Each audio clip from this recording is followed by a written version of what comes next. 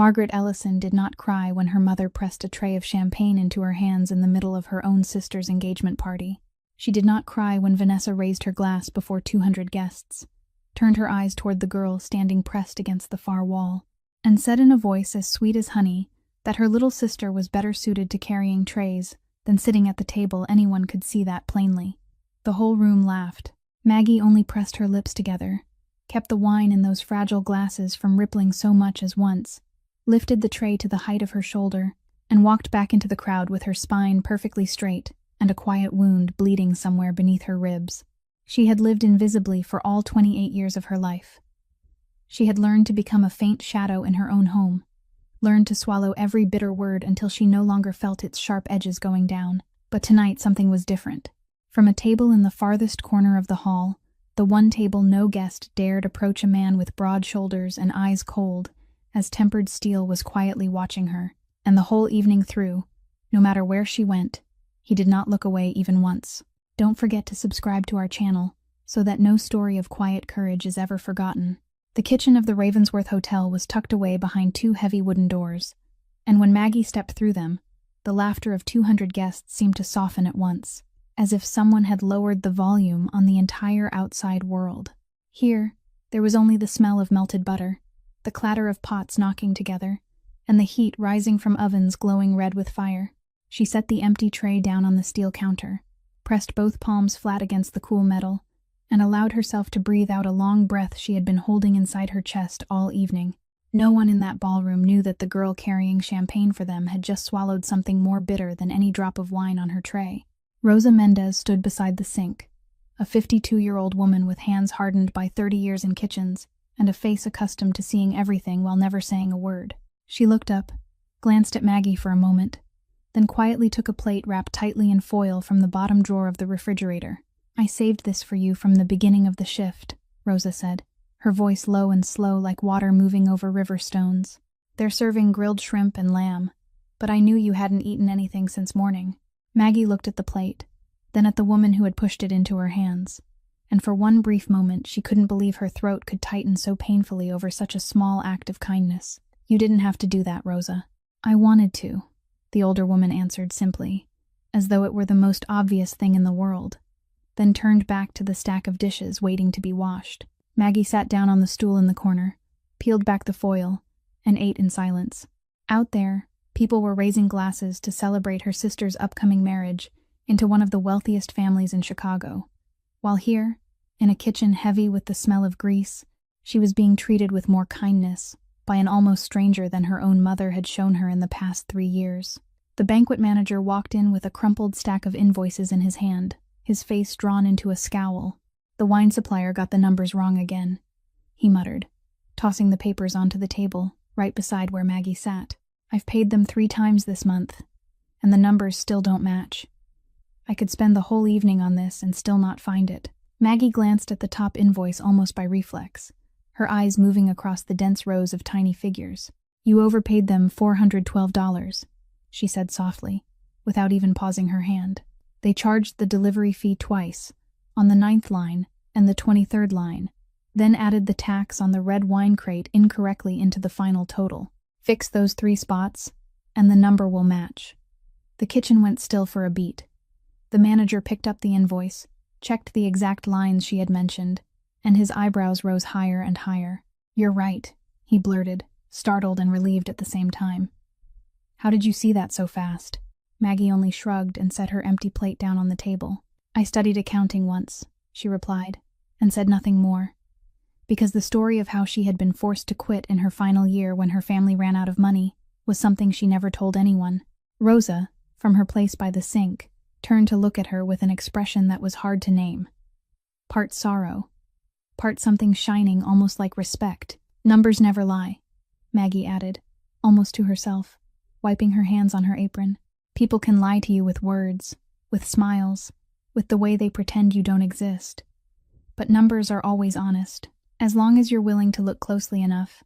they'll tell you the whole truth no one wants you to know." The manager thanked her over and over, then hurried back out, clutching the stack of invoices as though he had just been handed a treasure. Rosa dried her hands, stepped closer, and placed a warm palm on the young woman's shoulder. "You have something that everyone in that ballroom put together doesn't have," she said. "They just aren't kind enough to see it." Maggie looked up, and for the first time in that long, endless evening,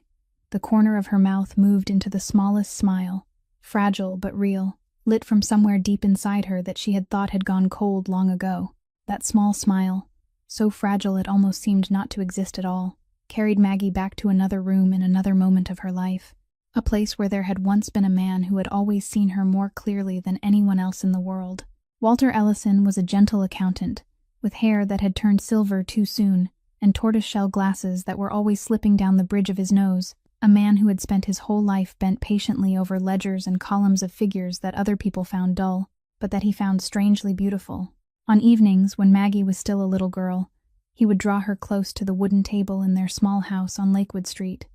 take an old pocket calculator from the breast pocket of his shirt, its keys worn smooth and shiny from years of use, and teach her how numbers lined themselves up, and then told a story. "Do you see, Maggie?" he used to say, tapping one fingertip lightly against the tiny screen of the calculator. "People can hide the truth in words as much as they want, but they can never hide it in numbers, because numbers are the only things in this world that don't know how to lie." Little Maggie could do calculations in her head that her classmates needed pencil and paper to solve, and every time she got one right, he would look at her over those slipping glasses with the radiant eyes of a father who knew his daughter had inherited the very best part of him. Her older sister Vanessa was taken by their mother to piano lessons and dance classes, while Maggie sat beside her father learning how to read a balance sheet, and she never once felt deprived, because she had him, and he had her, and that was enough. Then one October morning, when Maggie had just turned 25 and was in her final year studying accounting at the university, he collapsed beside that familiar desk, the pocket calculator still lying open in his palm, and a stroke took him before the ambulance could arrive, sudden and cruel as a door slamming shut in the middle of an unfinished sentence. He left without any clear instructions about his assets,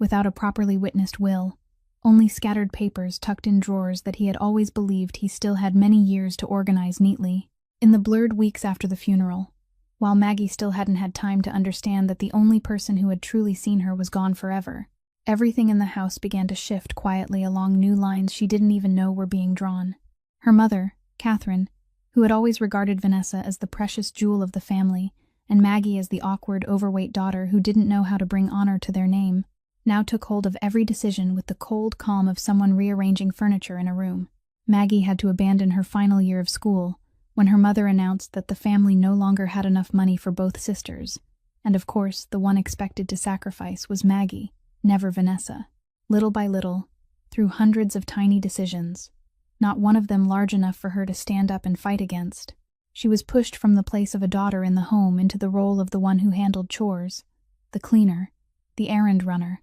the person whose presence was remembered only when something needed to be done. She didn't weep. She didn't argue. She had learned very early that tears were a luxury someone in her position couldn't afford. The only thing she kept from the old house on Lakewood Street, when her mother sold it to gather money for Vanessa's future, was her father's pocket calculator, with its smooth, worn keys still holding the memory of his fingerprints, and she kept it in the drawer beside her bed, the way someone might keep a piece of a heart that had stopped beating, but somehow still remained warm. When Maggie returned to the ballroom with a fresh tray brimming with champagne in her hands, she knew at once that the atmosphere in the room had changed in a way she couldn't quite name, but could feel clearly along every nerve in her body. The laughter and conversation were still there, but they had dropped by half a note. The idle chatter had grown more restrained, and the crowd that had once been scattered across the hall now drifted unconsciously to either side, like water parting before the prow of a great ship. She followed the direction of the glances being stolen toward one side of the room, and she understood the reason. The man at the table in the farthest corner, the one who had been watching her without looking away since the beginning of the evening, had now risen to his feet and begun moving slowly through the room, and that entire gathering of wealthy, polished people made way for him automatically, as if they had long been taught that this was something they were required to do. Maggie heard fragments of whispers breaking around her as she stood still beside the wall with the tray in her hands, and little by little the pieces came together into a picture that sent a chill down her spine. "That is Graham Holloway," one man whispered to the person beside him in a voice filled with both respect and a trace of fear.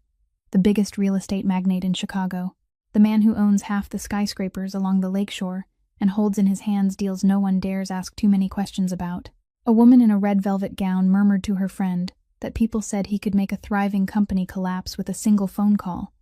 and could also lift a penniless man into a millionaire if the mood struck him, that those who had ever dared betray him had quietly vanished from this upper world, without a single soul willing to speak their names again. There were men in the room who stepped forward to greet him with strained smiles and slightly trembling hands, longing for a nod from him as though begging for a favor, while still keeping a safe distance, like people standing close to something both precious and dangerous. Catherine, Maggie's mother, was the quickest of all to recognize an opportunity, and Maggie saw her adjust her posture at once, pushing Vanessa gently forward with the brightest smile she could summon, because a man like Graham Holloway, single and powerful to that degree, was the prize every mother in that room longed to secure for her daughter. But the strange thing was that Graham answered those gestures of welcome with nothing more than a polite and distant nod, his gaze passing over beautiful Vanessa in her expensive silk dress, the way one passes over a decorative object that holds little real interest, then continuing on, and Maggie realized with a feeling that was part confusion and part unease that his path seemed to be leading toward her. She lowered her head, clinging to the old habit of someone who had spent her whole life surviving by becoming invisible, hoping that if she stood still enough and quietly enough, that gaze would slide past her the way it always had, the way every gaze in this room always had. But when she lifted her eyes again, he had stopped only a few steps away from her, and those eyes, cold as cooled steel, did not slide anywhere at all. They rested directly on her, calm and intent, as if in this crowded room filled with 200 glittering and powerful people, she was the only thing worth looking at. He said nothing, did not step any closer, only stood there watching her through a moment so long that Maggie could hear the pounding of her own heart in her ears, and then the corner of his mouth moved ever so slightly as though he were about to say something, before a shrill voice cut through everything and pulled the attention of the entire room in another direction. That shrill voice belonged to a man named Roland Beckett, a bulky investor with a heavy gold ring on his finger, standing in the middle of a circle of distinguished guests, and loudly presenting a real estate deal he was inviting everyone in the room to help fund. A lakeside complex project that, according to him, would bring enormous profits to anyone wise enough to get in right now. Maggie, who was moving along the edge of the group collecting empty glasses, had no intention of eavesdropping, but her ears had been trained since childhood to catch numbers in the air, the way a musician catches one wrong note in the middle of an entire orchestra. Roland Beckett was boasting about the total investment and the projected rate of return. He spoke of the construction floor area, the rental price per square meter, the payback period he promised would be only 4 short years, and every number he threw out made the guests around him nod and murmur in admiration. But in Maggie's mind, those numbers didn't line up into the beautiful story he wanted his listeners to believe. They formed something crooked, a row of figures that refused to fit together, a lie hidden carefully beneath the glossy surface of polished words. She stood still for a moment with the tray of empty glasses in her hands, running the calculation through her head once more to make certain she wasn't mistaken, and when she was sure, she faced a choice that had followed her all her life. She could lower her head, remain silent, and walk away the way an invisible person always did, or she could speak. She saw an older man standing at the edge of the group, a guest with a kind face, who was listening closely, and looked as though he was about to be persuaded, and she realized he was the one who would lose the most if he signed on to this deal. Maggie stepped closer to him, lowered her voice just enough for only him to hear, and said that if he intended to invest, he should ask to review the construction cost spreadsheet, because the total figure the other man had given was nearly 1/3 lower than reality, and with the floor area and rental price he had just mentioned, the payback period couldn't possibly be 4 years. It would have to be close to 9 years, which meant either he was hiding a debt somewhere, or he was deliberately inflating the profits to gather money from people too trusting to question him. The older man stared at her in stunned silence, then pulled a pen from his pocket and asked her to repeat those numbers. And the more he listened, the paler his face became, because she recited everything so smoothly and precisely that it couldn't have been a lucky guess from a waitress. What neither Maggie nor that man realized was that Graham Holloway was still standing only a few steps away, and he had heard every word she had just said. All evening, he had watched her the way one watches something one can't yet explain. But now his gaze had changed completely. It was no longer vague curiosity, but something sharp and alive, the look of a man who had just seen something precious hidden beneath a thing the entire room had already thrown away. He knew exactly what kind of man Roland Beckett was. He had already had his own doubts about that deal, but hadn't yet had the time to strip the numbers apart himself. And yet this girl carrying champagne had done it in only a few minutes of overhearing, with a calmness that made it seem like the simplest thing in the world. When the older man thanked her and hurried away to put distance between himself and Roland Beckett, Maggie looked up and met Graham's eyes once more. But this time she didn't lower her head out of habit, because there was something in the way he looked at her that made her feel, for the first time in her life, that she wasn't being examined. She was being seen. But that moment did not last long, because Roland Beckett had realized that the older man had just withdrawn from his deal after exchanging a few words with the waitress, and the rage of a man who had just lost his prey came crashing down on Maggie. He strode toward her with a face flushed red from wine and humiliation, loudly asking who she thought she was to interfere in grown men's business. What a lowly serving girl could possibly know about money that gave her the right to open her mouth? The group of guests around them turned to stare, and Maggie felt the familiar sensation of hundreds of eyes pouring over her like needles, but she still stood straight and did not take even one step back. Roland Beckett, unable to bear the fact that someone he considered a servant had dared to look him directly in the eyes, grabbed a glass of red wine from the table and flung it straight onto her. The dark liquid spread across her white shirt and dripped down onto the gleaming floor, while he gave a sneering laugh and said that now she finally looked exactly like what she was, a clumsy little girl fit only for cleaning up messes. A few muffled giggles rose from somewhere in the crowd,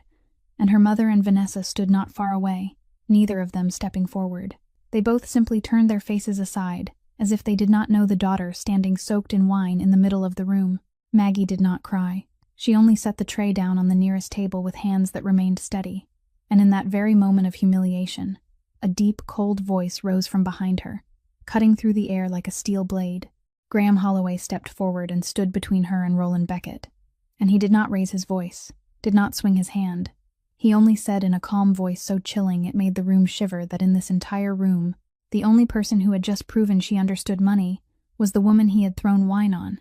while he had just proven himself to be a fraud terrified of being exposed. The room fell deathly still. Even the music seemed to grow quieter, and Roland Beckett opened his mouth to argue, but Graham did not give him the chance. He went on to say that he had been watching that lakeside project for months and knew exactly how rotten the numbers inside it were, that from this moment forward, every bank and every investor he knew in Chicago would hear in full about the way Roland Beckett did business, and that by Monday morning, he would discover that not a single door in this city would still open for him. Roland Beckett's face shifted from flushed red to pale white, because he understood that this was not an empty threat but a sentence, and one word from Graham Holloway in this world carried more weight than any signed paper. Graham looked at him for another moment with eyes that held no anger, only cold contempt for men who made a habit of trampling those weaker than themselves, then turned his back on him as if he was no longer worth any concern, and Roland Beckett, under the gaze of the entire room, silently withdrew toward the door with the collapsed shoulders of a man who had just lost everything in the span of a few sentences. Graham removed his jacket, a jacket that must have been worth an entire month of Maggie's wages, and draped it over her wine-soaked shoulders with a gesture so natural that no one had time to react. Then he spoke to her in a voice that had softened greatly, just loud enough for only her to hear, saying that a person who knew how to see the truth in numbers should not be standing pressed against the wall in any room, and that she deserved far more than that. Late that night, long after the party had ended and the last guests had gone, Graham Holloway sat in the study on the top floor of the building that bore his name, where the entire city of Chicago stretched out beneath him like a quiet, glittering carpet of golden lights. In front of him, standing in the middle of the spacious room with 2 bodyguards silently keeping watch at the door, was a man named Dorian Vale, someone Graham had trusted and promoted for many years, someone he had once regarded almost like a brother. Graham did not raise his voice. He had never needed to raise his voice. He only pushed a thin folder sliding across the polished wooden desk toward the other man, and inside that folder was every piece of proof showing that Dorian had secretly sold Graham's information to a rival gang on the south side of the city in exchange for money and a promise of power. Dorian went pale, then began explaining himself and denying everything. But Graham simply sat still and listened with the frightening calm of a man who already knew every word that was about to be spoken. Then, when the other man fell silent, he said very softly that what disappointed him was not the betrayal, because in his world, betrayal was as ordinary as falling rain, but the fact that Dorian had believed he was foolish enough not to notice. He said he would do nothing to harm Dorian's body, because he was not that kind of man, but from tonight on, every door he had ever opened for him would be closed, every business connection he had gained through the Holloway name would disappear, and he would return to the same zero he had started from, so they could see whether that Southern gang would still think he was worth anything once he had nothing left to sell. Dorian was quietly escorted out by the 2 bodyguards, and when the door closed, Graham rose and walked to the great glass window, looking down at the city where he had built his power from nothing but his own 2 hands. In that silence, an old memory surfaced inside him, and he couldn't stop it. He remembered his mother,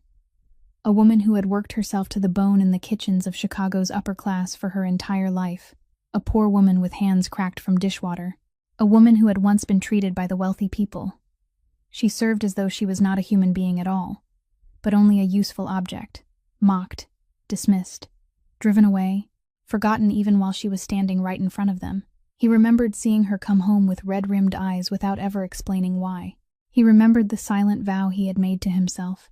that one day he would become powerful enough that no one would ever dare treat a vulnerable person the way they had treated his mother, and that he would use that power to protect those who had no one to protect them. That was why tonight, when he saw the girl carrying champagne, standing soaked in red wine in the middle of a room full of people turning their faces away, he had not been able to sit still for one more second, because in the straight line of her back, and the eyes that refused to lower,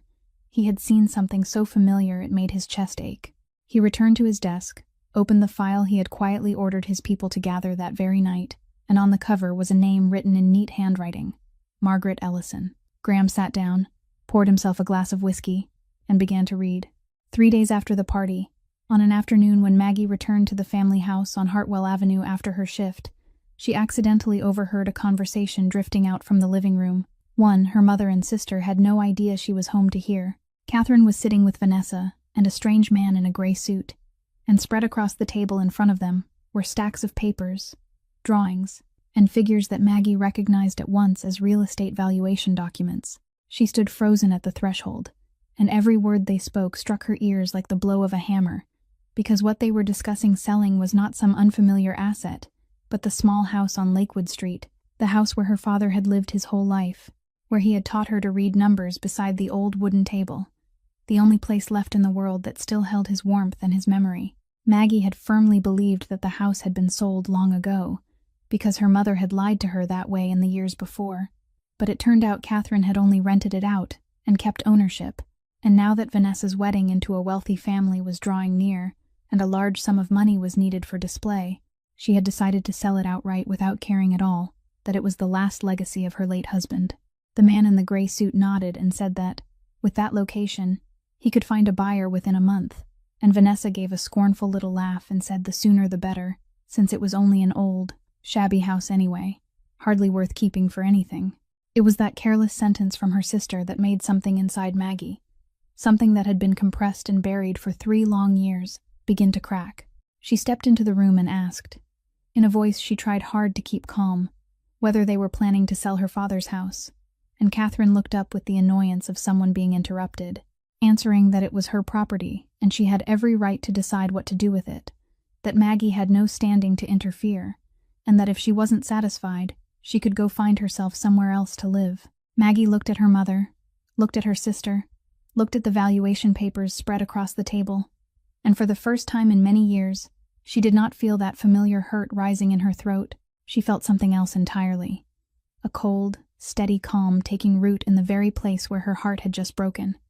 She said nothing more. She only turned and walked up to her small room upstairs, closed the door, and sat down on the edge of the bed as darkness slowly began to fall. She pulled open the drawer beside her bed and took out her father's pocket calculator, the one with the worn, smooth keys that still seemed to hold the memory of his fingerprints, and she held it in her palm for a very long time, feeling its familiar weight, remembering his warm, deep voice beside her ear, telling her that numbers were the only things in the world that didn't know how to lie. And in that moment, sitting alone in the dark room with the last keepsake of her dead father in her hand, Maggie understood that she had endured enough, that lowering her head and becoming invisible had not saved anything for her. but it only made those people press farther and farther, and that if she continued to stay silent, they would take even this final piece of memory away from her. She turned the calculator on. The small screen lit up with an unfamiliar 0, and she whispered to it, as though whispering to her father, saying that this time she would not let them take anything else, that it was time for her to begin looking at the numbers people had not wanted her to see all these years, and that she would uncover the whole truth they had hidden from her. That night, when the whole house had fallen asleep, Maggie quietly went downstairs and opened the old filing cabinet in the study her father had left behind, the place where her mother kept important papers and rarely touched them. She searched by the weak light of the desk lamp, turning through one yellowed folder after another with trembling hands, not entirely because she was afraid of being discovered, but because a vague instinct was growing inside her, a feeling that something had been hidden from her all these years. And then she found it, a thin folder with pages that had begun to grow brittle with time. Inside were documents related to the accounting firm her father had built, a small but steady company that Maggie had always believed had gone bankrupt and shut down right after he died, because that was what her mother had told her. But the numbers before her eyes told an entirely different story. A story showing that the company had never gone bankrupt, that it had continued operating and earning steady profits under a new name, and that while her father was alive, he had owned the majority of its shares, an asset worth far more than anything she had ever imagined. Maggie's hands went cold as she turned to the next page and saw a share transfer document, and at the bottom of that page, beside her mother's signature and her sister's, was her own signature, the young, unsteady handwriting of a 25-year-old girl drowning in the grief of losing her father. In that moment, a memory she had buried and tried to forget suddenly rose back up with painful clarity, clear down to the smallest detail, the memory of those blurred days when she still couldn't understand that the only person who had truly loved her had gone forever. When her mind was numb and her heart was empty, she remembered her mother and sister handing her a stack of papers one morning, telling her they were only ordinary inheritance procedures that everyone had to sign so the family could get through a difficult time, that she didn't need to tire her mind by reading them because everything had already been properly handled by the family lawyer, that she only needed to sign in the places already marked so her mother could take care of everything for her. She had believed them, because at the time she no longer had the strength to doubt, no one left to lean on, and because she had still been naive enough to believe that, no matter what, they were her own flesh and blood. She had signed, page after page, without reading a single line, and that trembling stroke of her pen from years ago had handed the entire inheritance that should have belonged to her into the hands of her mother and sister, turning her from the rightful co-owner of her father's estate into someone with nothing, a daughter forced to serve tables for a living inside the very family that had stolen everything from her. Maggie sat frozen on the cold floor with the folder in her lap, and the truth laid bare before her eyes did not make her break down crying the way she had thought it would. Instead, it sent an icy chill running down her spine, because she realized that all those years of being treated like hired help, all those insults and moments of being forgotten, had not been some cruel twist of fate, but the result of a calculated deception. They had taken advantage of her grief, her trust, and her innocence to seize what her father had left behind, and then they had kept her in the house like a servant, so she would never have the chance to realize what had been taken from her. She ran her finger over her trembling signature on the page, and this time, when she lifted her head in the dark room, her eyes no longer carried the sorrow of a victim. They shone with the sharp, clear coldness of someone who had just found the first piece of the path toward reclaiming justice for herself. The next morning, Maggie received a small card sent to her workplace. It carried no sender's name, only an address, and a neat handwritten line inviting her to come for a meeting that afternoon. An instinct told her there was only one person in this city who would have a reason to seek her out that way. When she stepped into the office high up in the Holloway building, Graham was already waiting for her, and without any polite circling around the matter, he invited her to sit, then placed a folder on the table in front of her, saying that he owed her an explanation for why he had his people look into her family. He told her that for many months, he had been quietly tracking a loan sharking ring operating on the south side of the city, people who used money to tighten their grip around upper-class families that had fallen into financial trouble, but were still desperate to keep their glamorous appearance intact. And in the process of following their money trail, the Ellison name had appeared. Maggie went still as she listened to him explain, because the numbers he laid out matched perfectly with what she had discovered the night before. They told the rest of the story she had only known halfway. Her mother and sister, In order to have enough money to pay for their lavish lifestyle, and especially for Vanessa's showy upcoming wedding, had borrowed an enormous sum from that very ring, and what they had put up as collateral for the loan was nothing other than the shares of the company her father had left behind, the very asset they had tricked Maggie into signing away years ago. That meant that if her mother and sister could not repay the debt, and given the way they spent money, that was almost certain to happen, then that ring would swallow her father's entire legacy whole, and the last piece of memory, along with everything that should have belonged to her, would fall into the hands of people even more ruthless than her own family. Graham told her in a calm voice that he had enough power and resources to settle the matter neatly within only a few days, that he could buy back the debt, could make that ring withdraw, could place everything back in her hands without her needing to lift a finger, and he offered to do it for her. For a moment, Maggie felt the temptation of that offer, the vision of a powerful man stepping into her life and sweeping away all her suffering with a single motion of his hand. But then she remembered the image of herself through all those years, a woman always waiting for someone to come save her, and never being saved.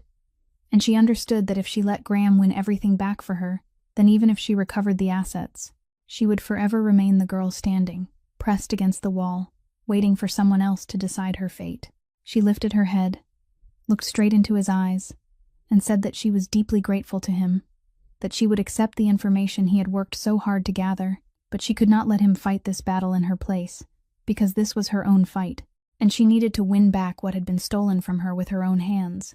not because of pride, but because it was the only way she could truly become the person she wanted to be. Graham watched her in silence for a long while, and instead of looking disappointed or offended as she had feared, something almost like respect appeared in his eyes. Then he nodded and said that he understood, that he would not interfere in her battle, but that he would always be there and ready to provide any information she needed, not as a rescuer, but as someone standing on the same side. Maggie accepted the folder from his hand, and when she walked out of that building with the numbers held tightly in her grasp, for the first time in her life, she felt she was no longer alone. More importantly, she felt strong enough not to have to lean on anyone. The weeks that followed became a stretch of time Maggie would later remember as the silence before the storm. Long nights spent sitting alone in the small room she had temporarily rented above a laundromat, where she had moved after deciding she could no longer live under the same roof as the people who had deceived her. Every evening after her shift, she spread the pages of the files across the floor, arranged them in chronological order, and began the meticulous work her father had taught her when she was still a child, the work of tracing every dollar to see where it came from and where it disappeared. She worked beneath the weak yellow light until her eyes ached, using the old calculator and a thick notebook to keep her records.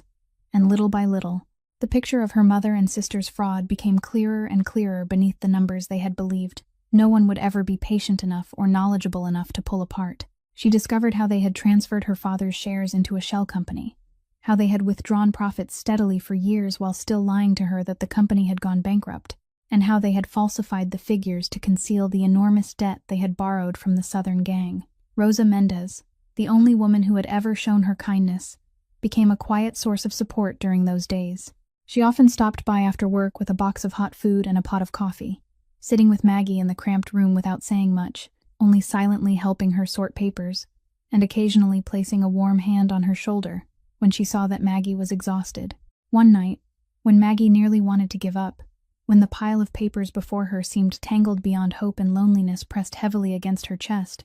Rosa looked at her and said in her slow, low voice that her father must have been very proud to see her sitting there that night, doing the very thing he had once taught her, using the very gift he had given her to stand up and demand justice. And those words rekindled the fire inside Maggie that she had thought was almost out. Gradually, she realized that something strange was happening within her, that the deeper she immersed herself in those numbers and records, the more she felt herself coming back to life, finding again the person she had lost during 3 years of lowering her head and living as someone invisible. She was no longer the quiet waitress pressed against the wall. She was becoming again the sharp, intelligent girl who had once sat beside her father learning how to read a balance sheet, the girl her father had always believed had a mind far too keen to be wasted on pleasing other people. In the course of her investigation, Maggie was forced to go to a law office to ask about the legal procedures related to a signature obtained through deception. And there she met a lawyer named Eleanor Reyes, a sharp middle-aged woman with cropped hair and keen eyes. When Maggie explained her case clearly, laying out the numbers and evidence in an order so precise that the lawyer had to be surprised, Eleanor Reyes looked at her for a long while, then said that in all her years of practice, she had rarely met someone without professional training who could grasp a complex financial fraud case with such clarity, and she asked where Maggie had studied. Maggie only smiled and answered that her father had taught her, and Eleanor Reyes nodded, saying that with a gift like that, she was wasting her talent carrying champagne for other people, and that if Maggie wanted, she was willing to help her pursue this case to the very end. Not only because it would mean justice for her, but because she believed that someone like Maggie deserved a different life. And when Maggie left that law office with a new ally and a growing glimmer of hope, she knew the road ahead was still very long.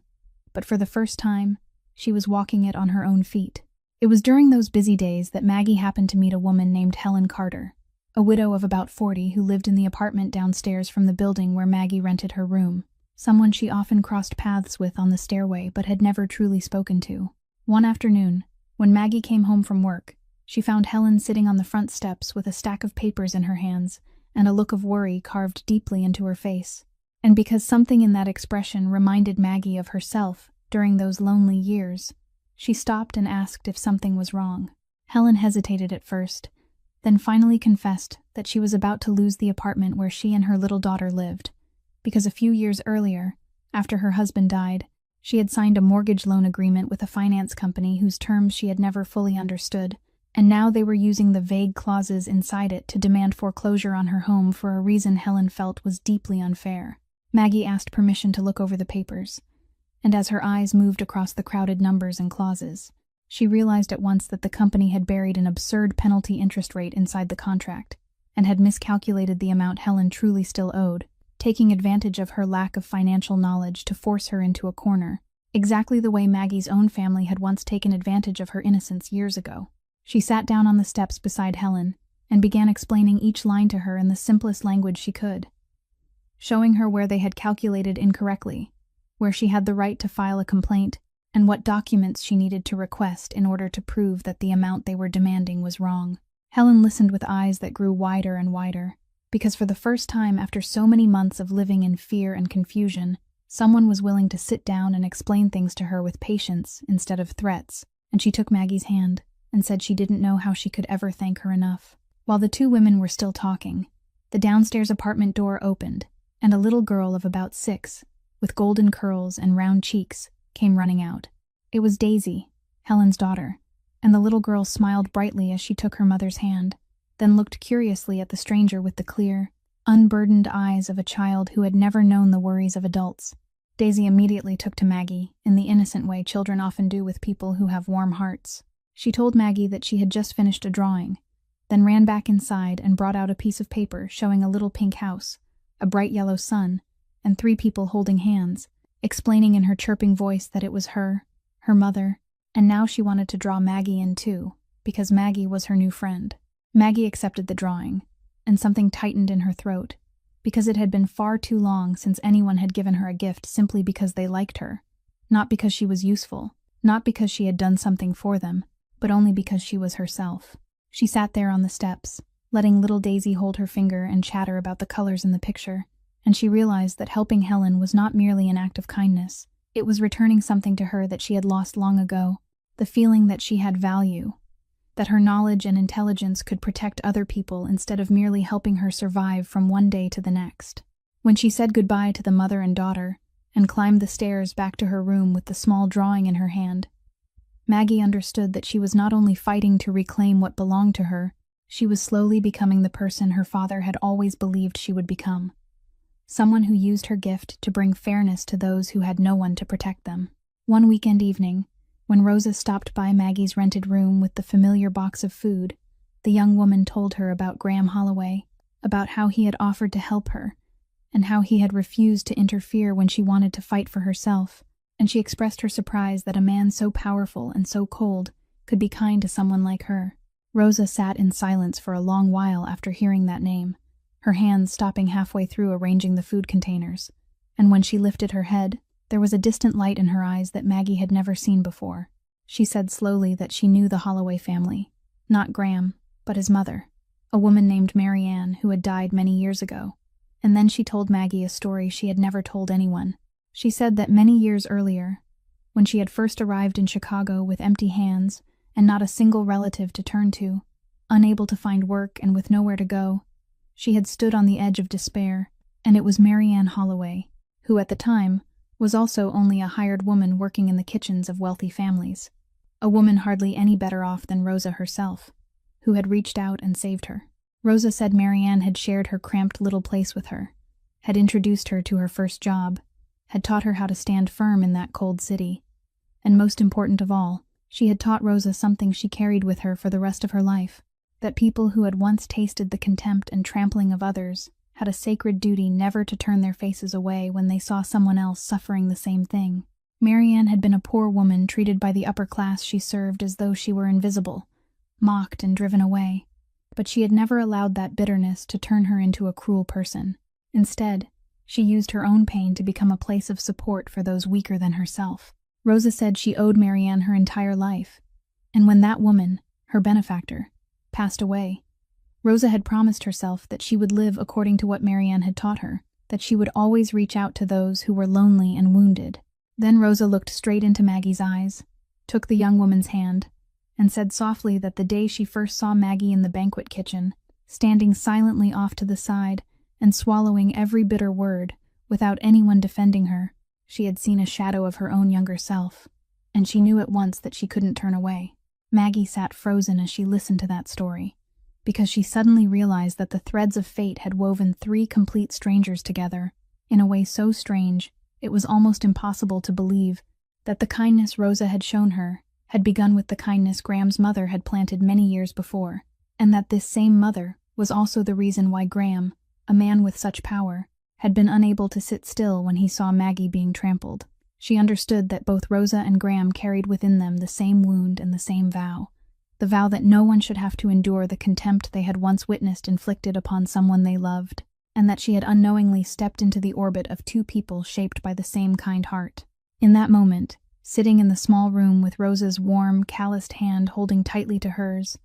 Maggie felt something she had not dared to feel in far too long, that she was not as alone in this world as she had always believed, that there were invisible threads of kindness still quietly connecting good people to one another across the years, and that now she was part of that thread. But that peace did not last long, because Maggie's quiet gathering of evidence and her visits to a lawyer had not escaped the eyes and ears of the Southern gang, the people who had invested a large sum of money into the Ellison family and had no desire for anyone to start digging up the numbers they wanted, kept buried. Late one night, when Maggie left Eleanor Reyes's law office and walked across the empty street to go home, she realized that a black car was rolling slowly along the curb behind her, and an icy feeling rose along her spine when the car stopped and two large men stepped out, blocking her path. One of them, a man with a hoarse voice and cold eyes, came closer and spoke to her in the tone of a warning wrapped in false politeness, saying that she was sticking her nose into matters that were none of her business, that there were certain sums of money and certain agreements a serving girl like her would be wise to stay far away from, and that if she kept digging through those papers, she would suffer consequences she could not foresee. He stood in her way, close enough for her to feel the threat radiating from his heavy body, and Maggie felt her heart pounding hard inside her chest, but she still forced her voice not to tremble as she answered that those papers concerned her father's assets, and she had the right to learn the truth. The man gave a sneering laugh and took another step forward, but at that exact moment, a row of glaring headlights swept across the street as several elegant cars quietly pulled up and stopped around them, and from the lead car, Graham Holloway stepped out with the calm stride of a man who had never had to hurry in his life. The air on the street changed at once. The two large men who had been aggressive only moments before suddenly froze and took a step back when they realized who had appeared, because the Holloway name in their world carried the weight of a sentence. Graham did not need to speak loudly. He only stepped forward and stood between Maggie and the two men, his eyes cold as the surface of a frozen lake, and said in a low, terrifyingly steady voice that this woman was under his protection, that anyone who touched her was touching him, and that if the Southern gang still wanted to keep doing business in this city, they should think very carefully about the price of a mistake like tonight. The two men looked at each other, then at the line of cars and Graham's people standing silently around them, and they understood that tonight they had run into a wall they could not climb over. So they quietly backed away to their black car and disappeared into the darkness without daring to say another word. When the street had fallen quiet again, Graham turned to Maggie and asked if she was all right in a voice that had softened completely, and for the first time, she saw in those usually cold eyes a sincere worry he did not try to hide. Maggie, though her heart was still pounding, lifted her head and said that she was fine, then reminded him that he had promised not to fight for her, and Graham gave a slight nod, answering that he had no intention of taking her battle away from her. He was only making sure she remained safe enough to fight it herself, because a fair fight required both sides to use reason, not threats in the dark. In that moment, standing in the empty street beneath the dim glow of the streetlights, Maggie looked at the man before her and finally understood who he truly was. Not the ruthless boss the rumors described, but a man carrying an old wound and a silent vow to shelter those who had no one to shelter them. And she realized that the protection he offered her had never been pity, but the understanding of one wounded soul reaching toward another. With the danger in the darkness stopped by Graham,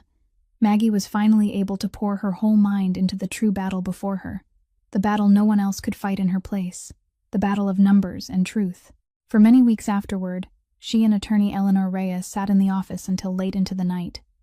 placing every piece of evidence exactly where it belonged, rebuilding the entire story of fraud into a case so tightly constructed that there was not a single opening left to deny. Maggie did the very thing her father had once taught her to do. She let the numbers tell the truth for themselves. She traced every dollar that had been quietly moved away, compared the signature obtained through deception against the legal requirements for informed consent, and proved that the share transfer document from years earlier had been taken from her through lies and through the exploitation of a person who had just lost her father and was in a fragile state of mind. When the case was brought before the court, Catherine and Vanessa hired expensive lawyers, hoping to use money and cunning to smother the matter the way they had always done, but this time they had to face something money could not buy, the truth presented by the very person they had looked down on for so many years. Maggie stood before the court not as a trembling waitress, but as a woman who held every number firmly in her hands, and she presented the whole case with such clarity and precision that the entire courtroom listened in respectful silence. She showed how her mother and sister had fabricated false bankruptcy records to conceal a company that was still making a profit, how they had withdrawn profits for years, and how they had used the very assets they had stolen as collateral for a shadowy loan, and every word she spoke was supported by a number, a document, a piece of evidence that could not be denied. Her mother's expensive lawyers tried to twist and bend her words, but they could not shake someone who understood her own case down to the smallest detail, because Maggie was not inventing or guessing anything. She was simply presenting what the numbers had recorded, and as her father had once said, numbers were the only things in the world that did not know how to lie. When the judge finally declared that the transfer document from years ago was invalid because it had been created on the basis of deception, and that all the shares and assets her father had left behind had to be returned to Maggie,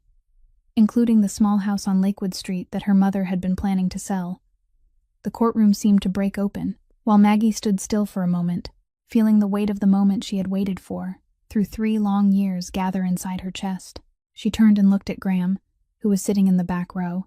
the man who had kept his promise not to interfere in this battle and had only been quietly present to witness it, and in his eyes she read not the pride of a patron looking at his own achievement, but the respect of one equal for another. Catherine sat frozen, her face drained white, unable for the first time in her life to find a single word to say, while Vanessa lowered her head and did not dare look at her sister. Maggie stepped out of the courthouse that afternoon beneath the gentle golden light of Chicago, and she understood that what she had just won was not only the assets or her father's house, but something far greater, the final and undeniable proof to the world and to herself that she had never been the powerless, invisible person others had tried to turn her into, that she had stood up on her own feet, fought with the very gift her father had given her, and won back everything that had been stolen from her without needing anyone to save her. A few days after the trial, Maggie returned to the house on Hartwell Avenue, one final time, not to beg or to accuse, but to close a chapter of her life that she had carried for far too long. She found her mother and sister sitting in the living room beneath a heavy atmosphere, and when she walked in, Catherine lifted her head with a face that remained cold and proud. Even though everything had collapsed around her, Maggie did not raise her voice. She only stepped forward and placed a sheet of paper on the table in front of them. It was a copy of the court's ruling, and she let it rest there in silence for a moment before saying that she had come to let them know her father's house would not be sold, that it would be kept exactly as her father would have wanted. Catherine looked at the paper, then at her daughter, and instead of an apology, she said bitterly that Maggie had humiliated the whole family in front of the public, that she should have been grateful to have been given a roof over her head all these years, instead of dragging everything into court. Maggie looked at her mother for a long time, and what surprised her was not that coldness, but the fact that it no longer hurt her the way it once had, because she was no longer waiting for love from someone who had never intended to give it to her. She answered calmly that she had not done this for revenge. She had done it because the truth deserved to be brought into the light, and that a roof built on deception had never been a real home at all. Catherine turned her face away and said nothing more, and in that frozen silence, Maggie understood that there would never be a true healing between her and her mother, that some wounds were too deep, and some people too hardened to change, and she accepted that, not with bitterness, but with the quiet peace of someone who had finally set down the burden of false hope. But when she turned to leave,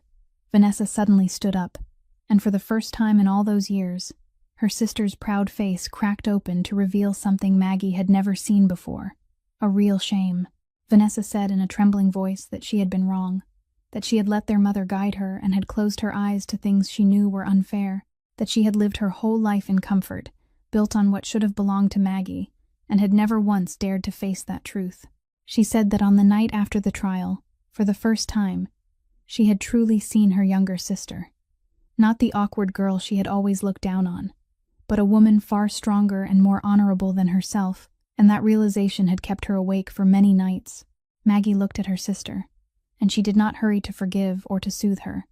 because wounds carried for years could not heal from a few words alone, but she also did not close her eyes to the sincerity now opening before her. She only said softly that she had heard her,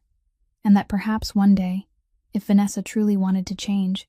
there might still be a road between them, though that road would be very long and would have to begin again from the smallest steps. It was not a complete reconciliation, but it was the first crack in the icy wall that had separated the two sisters for their entire lives. A thin sliver of light, fragile but real, and when Maggie walked out of that house for the last time, she carried with her not hatred, but a calm, weightless relief, because she had spoken her own truth without needing to lower herself to the level of the people who had hurt her. That autumn, with the assets returned and her father's house safely preserved, Maggie could have chosen a life of comfort and ease, but instead, she chose a different path, the path she believed would have made her father proud. She used part of her inheritance to establish a small organization that offered free financial counseling to vulnerable women, widows, single mothers, women who had been pushed into hardship by life or by their own families and understood nothing about money, contracts, or their own rights. She placed her first office in a simple room not far from the neighborhood where she had once rented a place to live, and she gave the organization a plain name tied to what her father had once taught her, that numbers never knew how to lie, and her purpose was to teach those women how to read the truth for themselves in the numbers other people still used to deceive them. Eleanor Reyes, the attorney who had walked beside her, volunteered her spare time to provide legal support, and before long, word spread. More and more women came to Maggie's door with tangled stacks of papers and worries they had believed no one could help them untangle. One of the first cases she brought to a complete victory was the case of Helen Carter, the widowed neighbor she had met on the front steps that year. And with all her knowledge and patience, Maggie proved that the finance company had miscalculated and buried unfair clauses in the agreement, forcing them to cancel the foreclosure demand and adjust the debt back to the true amount. The day Helen received the news that her home had been safely kept,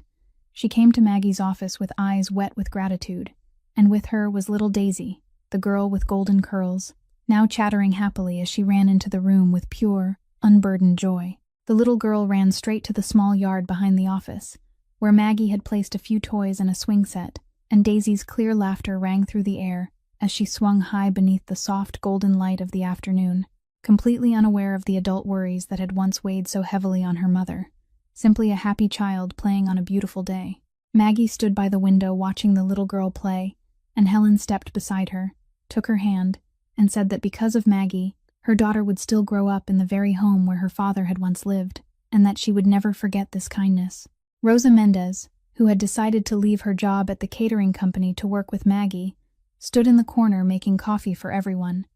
And when she caught Maggie's eye, The two women shared a knowing smile, because they both understood that what was happening in this small room was the continuation of a thread of kindness planted many years before. The thread Graham's mother had begun, that Rosa had kept alive, and that Maggie was now passing on to others. Looking at that scene, the woman who had once stood pressed against a wall in a banquet room full of people turning their faces away, now stood in the middle of a space filled with laughter and gratitude, and Maggie understood that she had not only reclaimed her own life, she was building something larger than herself. A place where no woman would ever again have to feel invisible or powerless. A place where a person's worth would never be measured by appearance or wealth, but by kindness and the courage to stand up for what was right. 1 year had passed since that fateful night, and on a spring evening, the city of Chicago once again held a grand charity gala in the very ballroom where everything had begun. The room where Maggie had once stood, pressed against the wall with a tray of champagne in her hands and a silent wound bleeding quietly inside her chest. But tonight, she did not enter through the service door. She walked in through the front entrance, her head held high, wearing a simple yet elegant deep blue dress she had chosen herself with money she had earned on her own, and this time, when she passed through the crowd, people no longer looked through her as if she were invisible. They turned to greet her with the respect due to the founder of an organization that had helped so many women throughout the city. Her mother was also present at that gala, and when their eyes met across the crowded room, Catherine gave a small, quiet nod. Not a reconciliation, not an apology, but a silent acknowledgement of an honest distance between two people who had wounded each other too deeply to pretend that everything was fine, and Maggie nodded back, accepting that distance exactly as it was, without trying to fill it with false things. Vanessa came to her with an awkward but sincere smile, and between the two sisters there was now something new beginning to take root. Fragile but real, nurtured by small steps and honest conversations throughout the past year. Then Graham Holloway appeared beside her, quietly as he always did, and he offered his hand, inviting her to step with him into the center of the room. Maggie looked at his hand, then into the eyes that had once been cold as cooled steel, eyes she now understood far more deeply, and she placed her hand in his, not because she needed a powerful man to lean on, because she had already proven to the whole world and to herself that she could stand firmly on her own 2 feet, but because she chose him, and she understood that there was an enormous difference between needing someone because we are weak and choosing someone because we are strong enough to know what we want. Together, they stepped into the center of the room, before the eyes of the very people who had once watched her serve and lower her head.